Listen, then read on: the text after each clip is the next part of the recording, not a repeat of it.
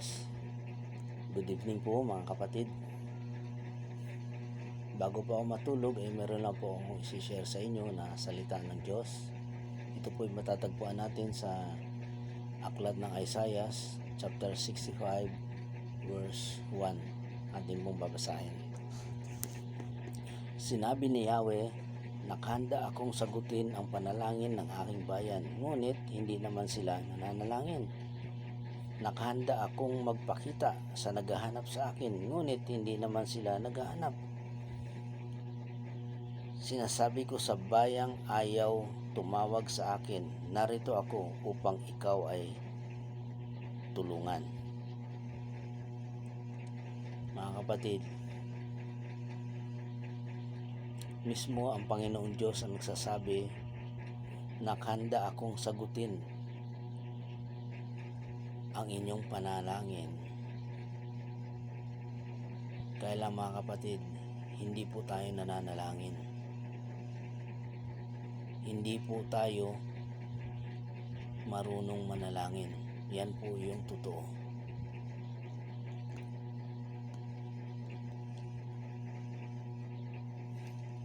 Nakahanda akong magpakita sa naghahanap sa akin. Ang totoo kapatid, nagkulang talaga tayo sa Panginoon.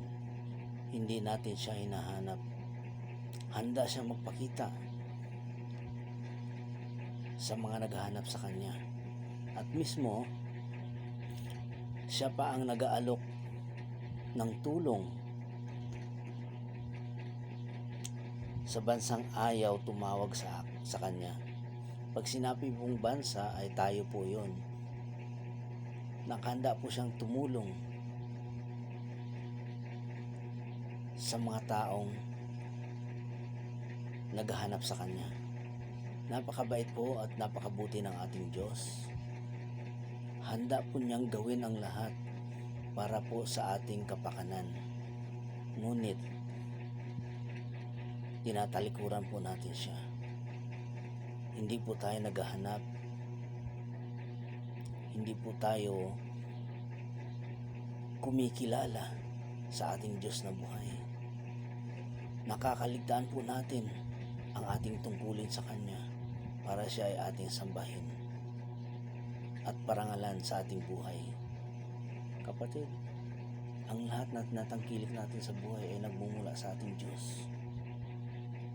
At wala po tayong pwede ipagmalaki sa Kanya. Malungkot man isipin, masakit ang katotohanan. Pero ang sabi nga, alamin mo ang katotohanan at ang katotohanan ang magpapalaya sa iyo. Kung hahanapin natin ang Diyos, nakahanda po siyang magpakita sa atin. Kung hingi tayo ng tulong, handa po siyang tumulong sa atin. Humingi man tayo, hindi tayo makakatanggap sapagkat hindi natin kilala ang Diyos na ating sinasamba. Lumapit po tayo sa Kanya. Huwag po tayong humingi nang hindi naman niya tayo kilala. Ang nais ng Diyos ay lumapit tayo sa Kanyang harapan, magpakumbaba, humingi ng ating mga kapatawaran sa ating mga kasalanan. Lumapit tayo sa Kanya at nakahanda po siyang magpatawad sa ating mga kasalanan. At pag nagawa po natin yun, ang kapalit ay regalo na libre. Ano po yun? Yung buhay na walang hanggan.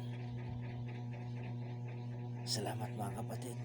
At ako magtatapos sa isang panalangin, sa maikling panalangin. O Diyos na aming amang banal at makapangyarihan sa lahat, salamat po sa mga nakikinig at nanood ng video ito.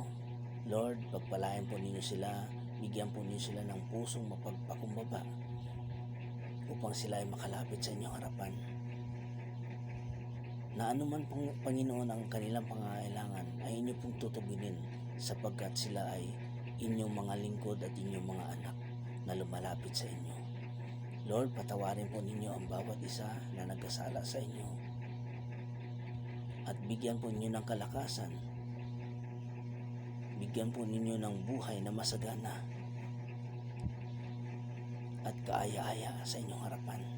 Salamat po, Diyos. Pagpalain po ninyo ang mga nanonood ng video ito, naway kanilang nakapulutan ng aral ang talatang ito, sapagkat ang salita ng Diyos ay buhay at makapangyarihan. Salamat, Panginoon.